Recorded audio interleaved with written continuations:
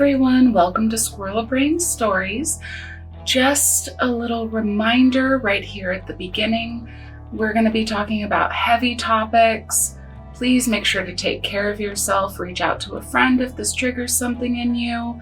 Make sure you drink your water, take your meds, and just maybe if you're not in a good place, today is not the day for this, come back to us later. Hello, everyone, and welcome back to Squirrel Brain Stories. I'm Angela, and I'm here with my co-host, Adria, and we also have my husband, Buck, and we have a special guest. His name is Nico, and we grew up together in the cult.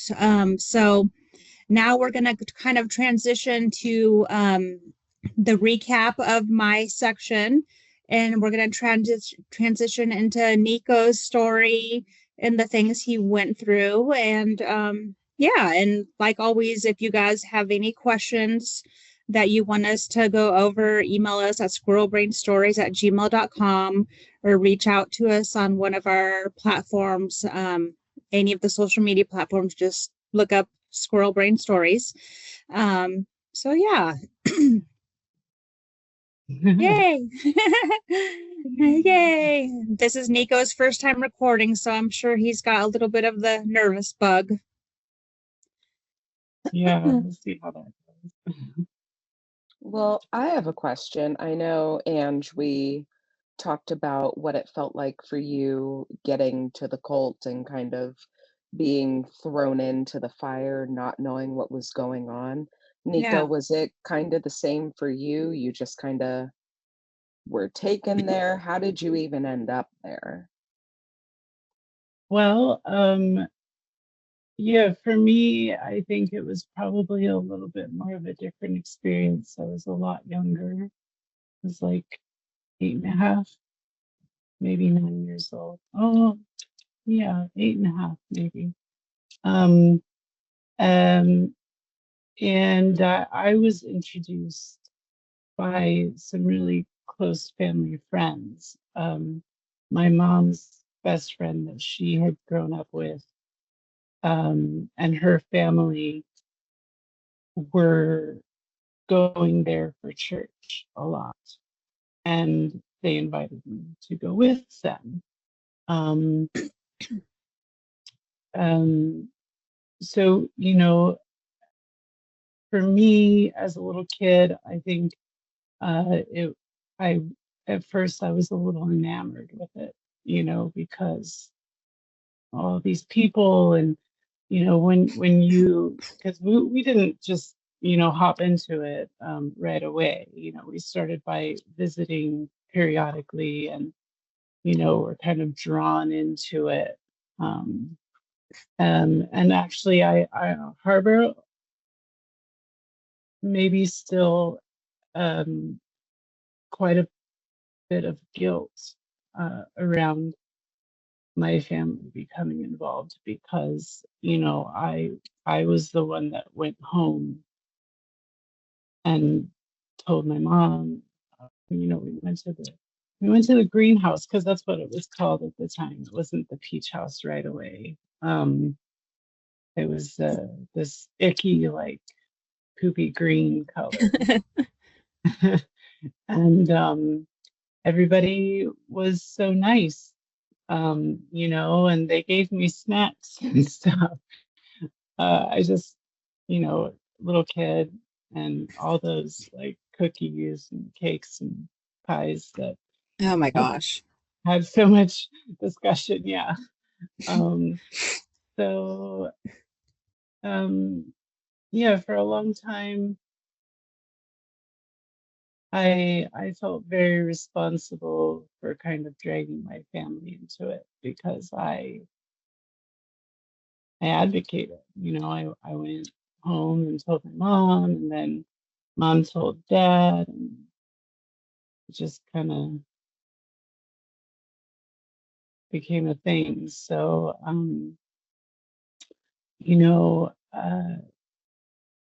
no, I don't think it was immediately the same for me because I just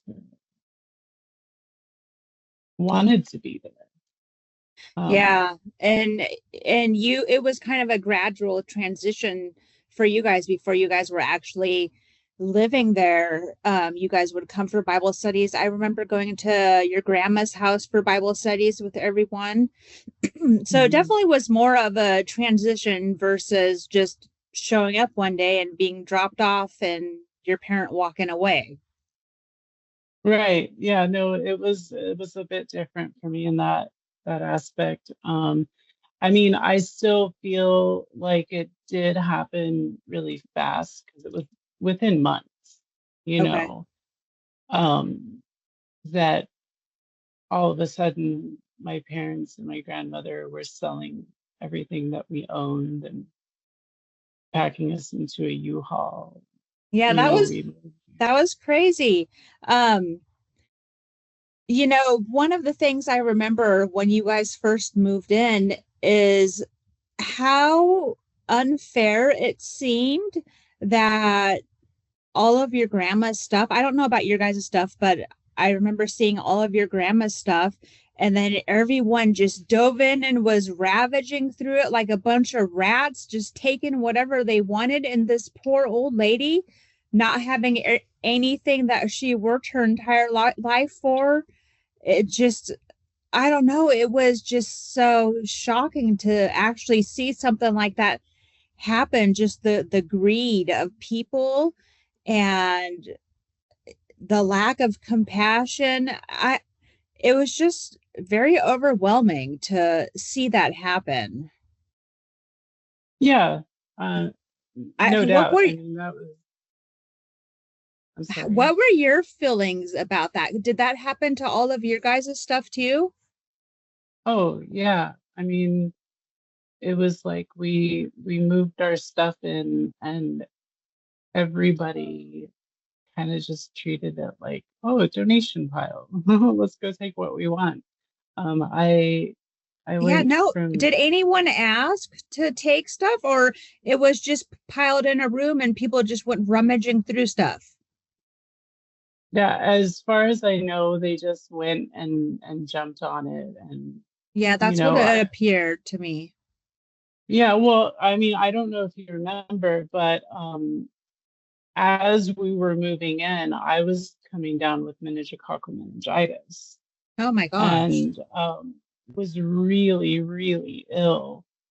Um, so we kind of, it's like we moved in, our stuff was there. I didn't have a place to sleep yet, and one of the couples that was living or moving in because they had just bought the blue house. Okay. The King's Um, house. no, this was before the King's house. It was Oh the yeah, the one, one kitty corner, around the street. Okay, next to yes, the yeah, lady's house that Memo always said Ruth, she was a witch. yeah, Okay. Ruth. um, yeah, so I slept in across the hall from my parents in this other couple's bed because they weren't quite ready to move into their room yet. Um, and I just, I remember some things, and I mean, there's a lot that kind of just dissipated because of how sick I was. It it started like a bad flu, I had a really bad fever, headache, and really nauseated. And I remember that first night while we were moving our things, um, my parents decided to take us to Fuddruckers for dinner, which is really exciting to me because I loved Fuddruckers. You get to build it yourself I, and all that I've jazz. never gone, but those buns, man, I remember those buns. Oh, the buns and the cookies. Okay, well, I could talk about those for hours. um, but I just remember waking up that next morning kind of like in a pool of my own vomit Oh, and geez. sick. Yeah, it was really terrible. Well, anyway, I'm sorry, I get kind of twisted around. The night before when we were at Fuddruckers, wasn't feeling good, and I started like shaking uncontrollably. Oh, no. Um, yeah, well, and my dad and they thought I was faking it, or I just remember my dad getting really angry and telling me to stop and eat my dinner. I couldn't eat anything. Um, so they carried me to the van, and put me in the back, and they went back to finish their meal. Um, and then once that was done, I remember they drove us to the Fred Meyer that was on Gleason, Mm-hmm.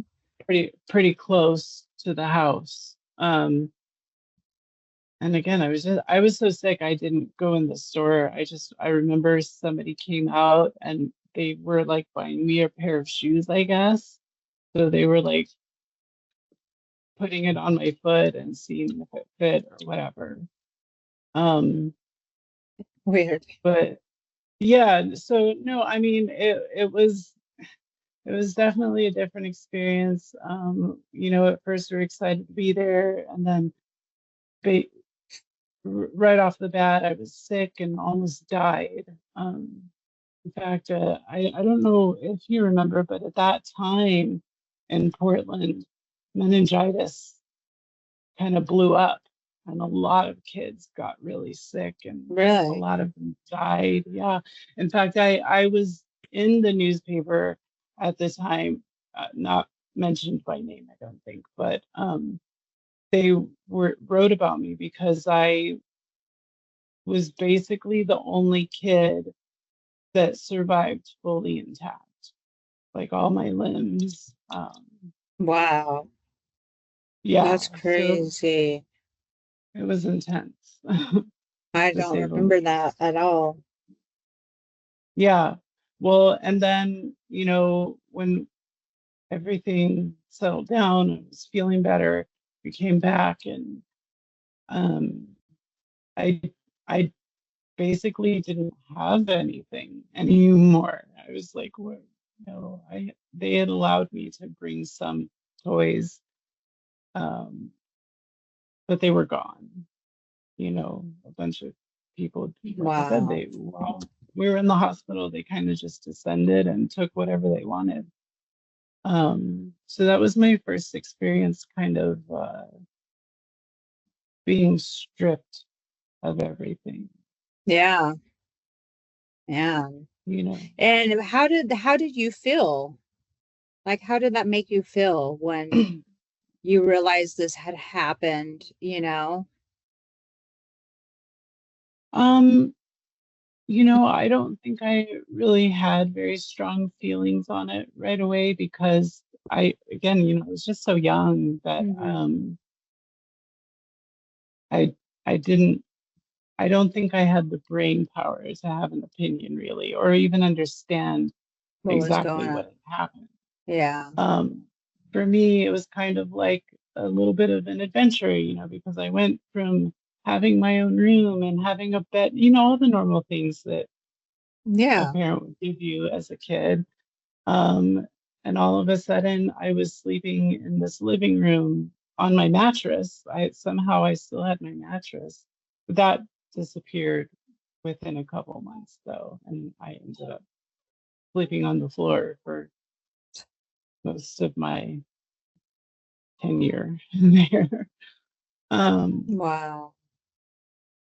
but I do remember feeling hated, like things shifted. Where, when we were just visiting and going there for church or whatever, everybody was welcoming, they they made us feel a certain way. And Like the then my was it was that feeling, do you think they tried to make you feel like the minority? once we moved in, absolutely. You're Yeah, definitely the minority. that was my Um, same feeling too. yeah, and I just remember, I mean, just horrible things that people would say to me. I Well, remember, and the things they would do to you too. Like I remember seeing the guys, smack you on the ass and pinch your butt and pinch, your belly. And I remember just feeling bad, for you and thinking that that was so mean. And why are they treating you like that if they're supposed to be these good godly people? They can see that it hurts you, it hurts your feelings, and you're just a kid, just yeah, no, malicious. they started on the dehumanization really quickly. Um, I I wasn't allowed to be like other kids. Um, if they saw me playing, I got scolded. If I wasn't, fully focused on whatever they were saying, I got punished. I remember we were at I don't know, yeah, I think you remember the Langles. I remember the Because name. Oh yeah, they lived out by like Estacada. Carver, yeah. Oh, Carver. Okay, yeah. They had a Hmm. big house on a And bunch of property. hmm yeah, we were at their place for a Bible study one night, and afterwards the kids would go be kids, run around and play, and we were all out running around the house, and one of the guys called me over and was like, "What are you doing? You're running around like a cow, go sit down." Um, Wow. and that was hard for me because, um, I I was a chubby little kid. Um, Yeah, but you were so sweet though too, I remember you being super sweet and really nice. yeah, I mean, I guess I've been described that way. I didn't, I don't know. I was just being a kid, and I didn't understand why all of a sudden I wasn't allowed to play. They didn't say anything to any of the other kids. They continued with, their stuff, and I Yeah. got sat down in a corner and scolded. Um, um, and it just became like I can't even say daily thing because it was more than daily. It was like a minute by minute thing. Yeah, it was like all day, right? Yeah, and I mean there was constantly somebody telling me how fat I was or how stupid I was. Um, Yeah, uh, I know. Now, um, Nico, I have a question. You went into this by choice. Do you have any insight as to why your parents really bought into it? Because I love my kids. I love my kids. If they said they wanted to go to church, I would take them to church. I would be with them. There is nothing on earth that could convince me to sell all my shit and live like a pauper. I I'm I cannot see myself doing that regardless of how much my kid wanted to. We can go, we can visit, but as far as uprooting everything and inserting myself into that, I I can't see it. What was the draw for your parents? um, yeah, great question. I think that they were so focused on wanting to dedicate their lives to God. You know, and my dad was always, you know, very charismatic and devoted to what he believed. And I mean, I remember conversations from growing up, you know, we were going to move to Israel, you know, or we were going to move here or there, you know, so that my parents could be missionaries. They really wanted to serve God. So this And was I kind think, of who they were. yeah, you know, they they wanted to be involved and they wanted to dedicate themselves to the pursuit of righteousness. And I think that when they finally decided to come along, they were so ready to do what they had to do, for lack of a better explanation, to just go above and beyond. And they were fairly young too, you know, and I think that they just thought that God was calling them to sacrifice and um, to just be part of something bigger than themselves. So would you say this was like a cult of personality thing?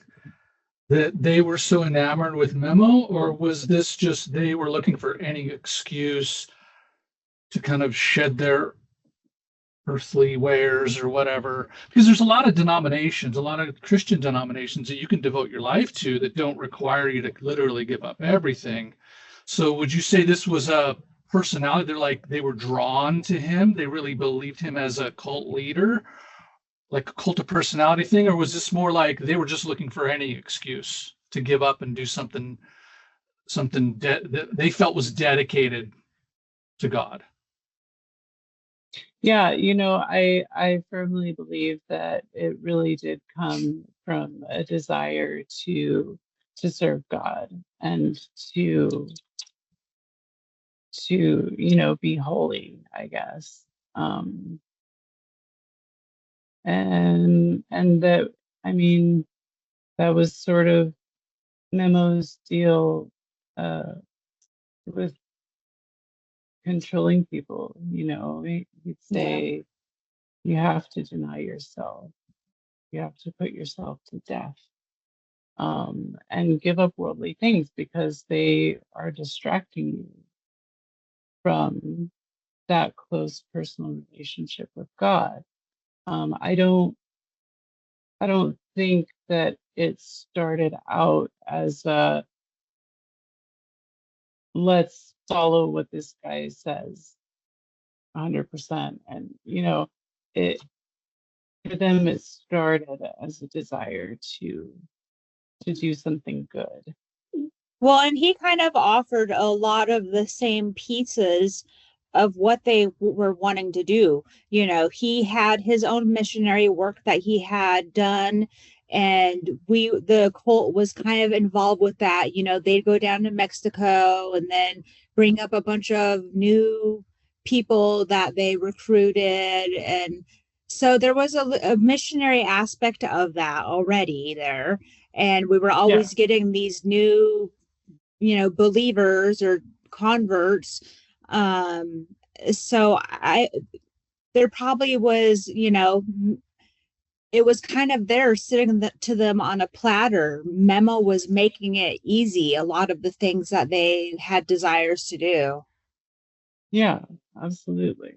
um, um, I think that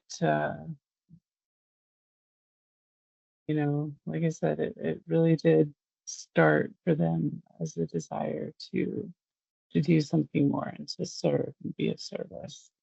Because I mean, that's what they did. They threw Yeah. themselves into,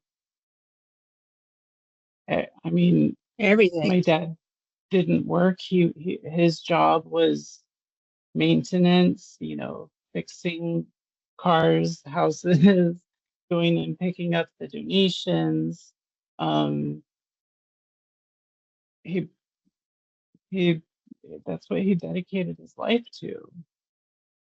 And Did and I sorry, go ahead. you know, do, do you think it's odd at all how all of the Hispanic men all worked, but none of the American men ever worked? Yeah, yeah. Well, um,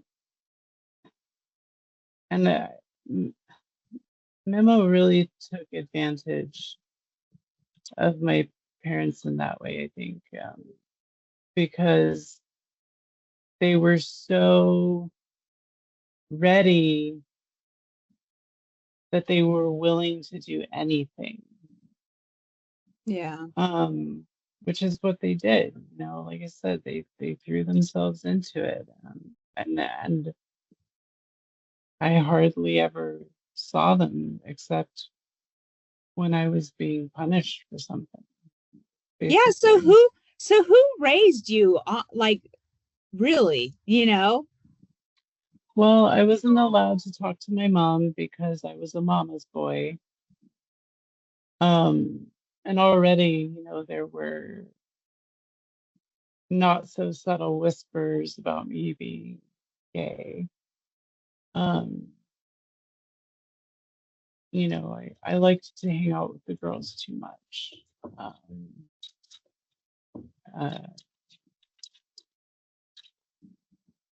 Do you think that the possibility of you being gay factored into how your parents didn't show any concern for this level of punishment that you got from day to day? Because again, it's one of those things where kids act out, kids do things wrong. I get it. But if I'm a parent and other people are consistently, and it seems like looking for reasons to punish my child, I'm going to have concerns. I'm going to have questions. Do you think that it was, oh, if he might be gay, maybe they're on the right track and we should just let this go? Or do you think maybe they thought you were what they had to sacrifice in order to be closer to God and to serve this purpose? I I feel like that's probably like a Abraham kind of thing that they totally would have done because you know how Memo always would talk about Abraham and sacrificing his son, you know. Do you remember Nico? oh yes, yeah, he was really big on that story. I I don't know that my parents so much relented and because they thought I was gay, because I don't think that's something that they wanted to acknowledge or even think about, because it's just, I mean, I'm just a little kid anyway, so they thought that, Yeah. let's start now, and by the time he's older, he'll have changed or whatever. Um, I, you know, when it comes to my parents' intentions, I, for a long time, was just really bitter uh, about the whole thing, because how I couldn't understand how you could go from living your own life to giving everything up all of a sudden and just doing what this guy told you to do, Yeah. you know. Um, my dad, he used to beat me a lot, and it was usually because I did something that Memo didn't like. So it was kind of like, I don't even know what they would say to him, but they were like, "Oh, he's done it again," and the next thing I knew, my dad was dragging me off to spank me. It's like abuse by proxy. Yeah. Yeah. Yeah, they weren't just passive observers. Your dad was actively participating in what in my head equates to your torture, right? Because you Yeah. had the physical abuse going on, and then you had this emotional and psychological abuse that was happening, that was just kind of coming down on you all the time. And the people that are supposed to protect Yeah. you, even in an environment like this, right? They're actively participating in the harm being caused to you. Yeah, and that's why I think it's a little more. It seems like if it didn't start out that way, it seems like it eventually became like an almost a hypnosis thing. Like everyone became an instrument of Memo. Everything they did was because of something he wanted, or they felt like he wanted, whether he said it directly or not. He was the mouthpiece, they were the instruments. And that requires a cult leader type mentality where you're just giving everything to this person. You're no longer thinking about the gospel or what's written in the scripture, because most of that stuff doesn't fly if you really understand what you're reading. Yeah. So there had to be a level of proxy there where he is controlling, moving pieces around. And that doesn't excuse your parents or, Angie's parents or anybody else's for becoming that, because they were adults, right? There's really no excuse. But it makes you understand and kind of connect the dots that, okay, all these people were ants and he was the king. Yeah. That's what it sounds like to me. Yeah. No, Yeah. I mean, He gave everyone the orders. I mean, you did what he said. mm-hmm. Yeah. Yeah, There was no questioning. Very evident from the very beginning that he was in control, and Yeah. you did what he said. Oh, I knew you that were first punished. day. Yeah. Yeah.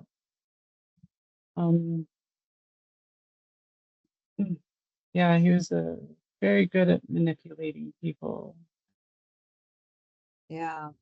That's for sure. He was a master manipulator. Still is. I'm sure he still is. Yeah. People like that don't just change. I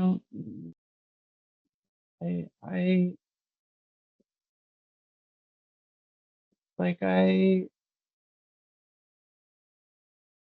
don't know. I don't want to put anyone down or talk crap about anyone, but I his kids, I mean, they're all basically adults now, Yeah. and he's just wormed his way right back into their lives, and I don't. And they're his kids, but I don't know. I know that's just crazy to think about, because the person that he abused for almost a decade, a young girl that he sexually abused for almost a decade, she was the one that basically raised his kids, her and the victim and her mother, raised all of those boys, 5 boys or 6 boys. Yeah, well, and I mean, I was also very involved in. Yeah.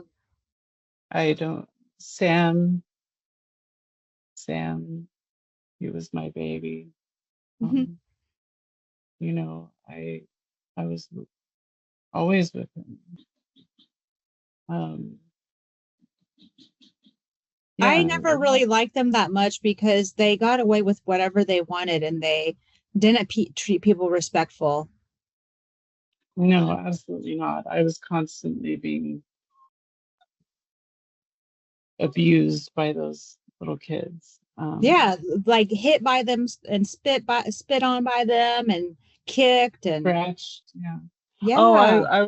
I was very proud of my scratches and bites because you know, I mean, they praised me for being good with the kids because I just sat there and took it.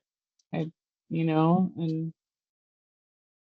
I guess that was a desirable quality in someone. They, you know, So how do you think they've turned out as adults? Because having one parent that is a narcissistic cult leader, manipulator, and then the other parent, a psychiatric nurse that, was good at ignoring like, how do you think they turned out as adults? Because they had a pretty fucked up childhood. yeah, they certainly did. I mean, they were subject to abuse as well, you know. I don't think that it was as intense for them, but you know, they were still in it, you know. Mm-hmm. As adults, from what I've seen and been able to witness with them, I mean, they're good kids, you Yeah. know. Um they've had their struggles, they still do. Um, but there's also a level of detachment for them, I think, because they didn't have to experience the horrible things that other kids did, you know, Yeah. because they They had were a level they of were protected. protection. Yep. Yeah. Um, it's funny because I just got this flash in my mind. It was after we'd moved to Hawaii, but you know, by that time I was over the bullshit, you know, and I was tired of being mistreated by these kids all the time.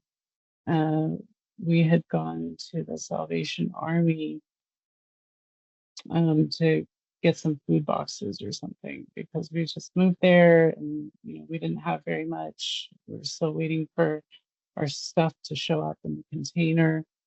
Mm. And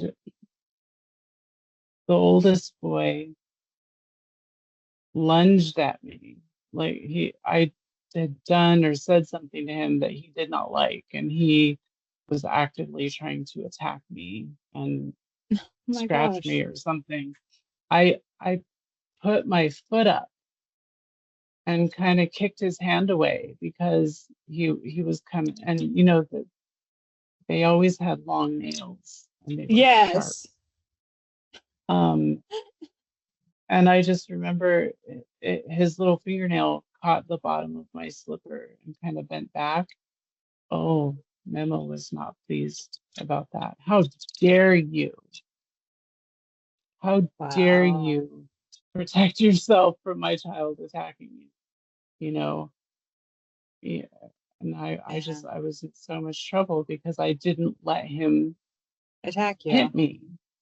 Yeah. Yeah, I stood up for myself, and that was just unacceptable. Unacceptable. Well, Oh. you're Um, not supposed to have any type of autonomy. And those kids are an extension of Memo, right? So Yeah. that means if you have to take everything that Memo says and does, the same is said for his kids. Yeah. yeah, yeah.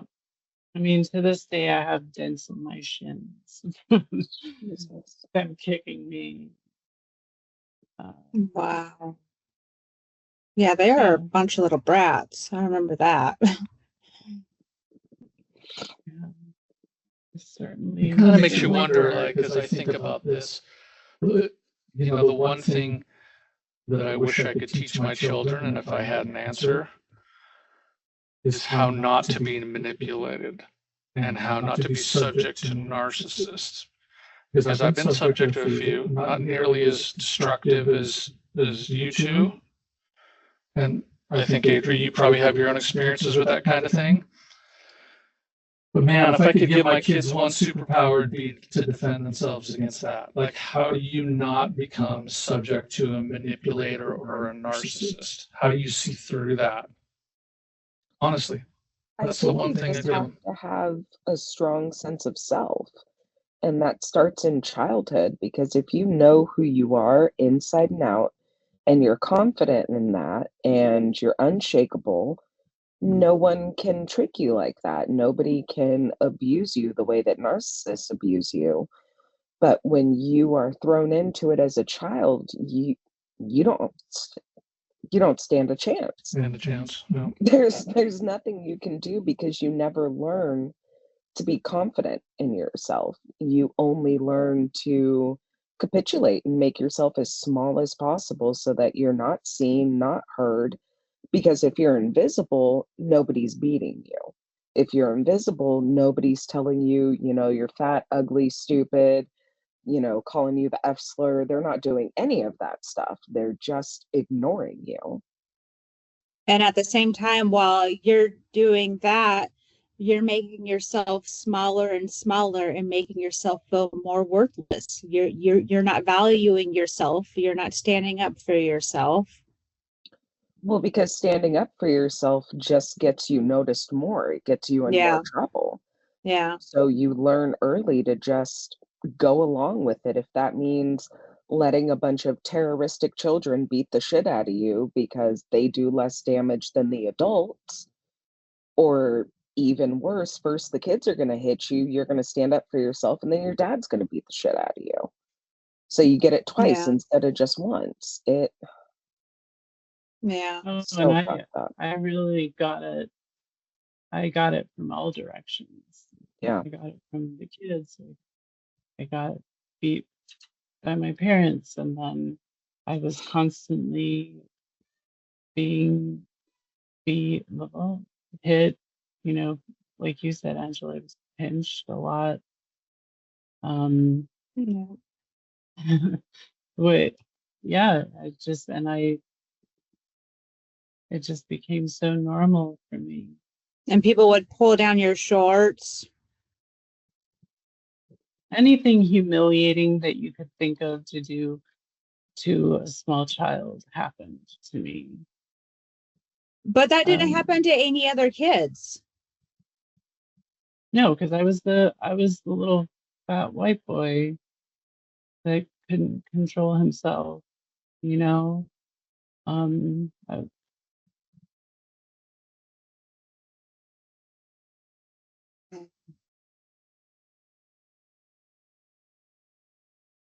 Oh no, man.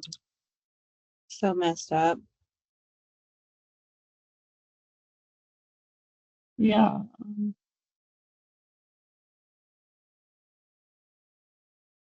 I'm sorry. I just, I never, I don't know. I couldn't ever see myself putting me or anyone in that situation intentionally. I know. No. And just everyone that just watched everything and didn't say anything, just let it all happen, It's crazy. Yeah, well, everybody sort of out for themselves. They had to protect themselves from the abuse. They didn't want that. So, I mean, what does a person in that situation do? In most cases, they jump on the bandwagon because it's easier than standing up for someone else or yourself, for that matter. Yeah. Yeah. So, I mean, gosh, I mean, just thinking back, I even did the same thing,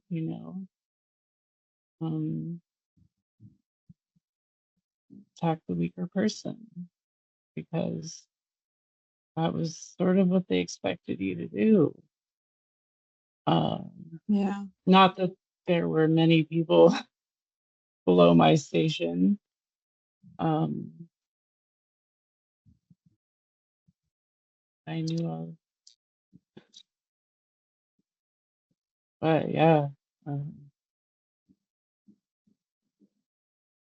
was always an unkind word, or I was the kid of 1,000 nicknames. Oh my gosh. Yeah, that's the truth.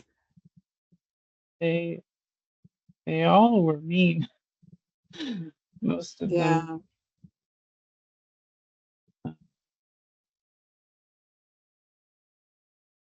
It's just crazy, man. It's just amazing the extent of Memo's power and his control and his brainwashing, to have this many people in line. It's crazy. Yeah, it's kind of scary, that he was able to control this many people. Well, then we've touched on that, right? He did everything right. He opened up the cult leader's playbook and he followed it to a T. You guys were exhausted. You guys had the same messages shoved down your throat all day, every day. You guys were malnourished. You had no energy. Your parents had no energy to stand up for themselves or have any clarity as to what was going on. Yeah.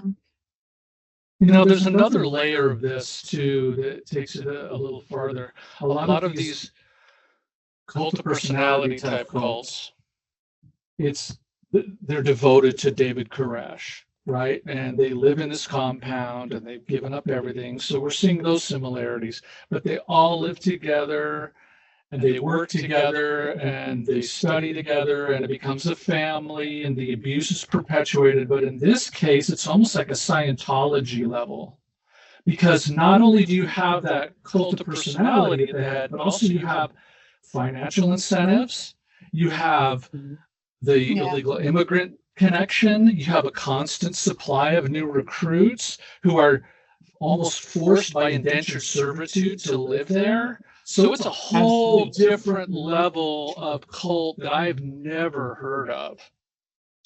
This is like a hybrid situation. Someone with a business degree is looking at this going, wow, this is, it wasn't a doomsday cult. It was a self-perpetuating, constantly malignant way to control large amounts of people and keep them coming. It's crazy. Yeah, well, I mean, they absolutely separated people from anyone that might call them out. Wasn't allowed to talk to my other family. We kind of fell off the face of the earth. I mean, for a while, my dad, we would see his parents once in a while, but it was looked down on. Like, yeah, that's step one in narcissist or cult isolation. Leaders. Isolation is literally step one. Yeah. And it started real quick. I'm sorry, my dog is losing his mind at the moment. I thought I heard something barking. Yeah, sorry about that. He's very frustrated that he's on the other side of this sliding door right now. I'm sorry, give me just 1 second, okay? Yeah, we can cut this part out. Yeah, we'll pause. Break him if you got him. Come on.